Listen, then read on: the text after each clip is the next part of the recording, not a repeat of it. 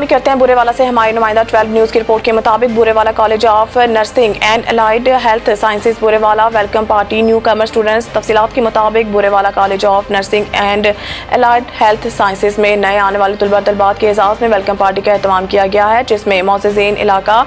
چودھری فقیر حسین، سابقہ MNA سردار خالد محمود ڈوگر، سابقہ MPA ڈاکٹر شاہد اقبال، ایکس MS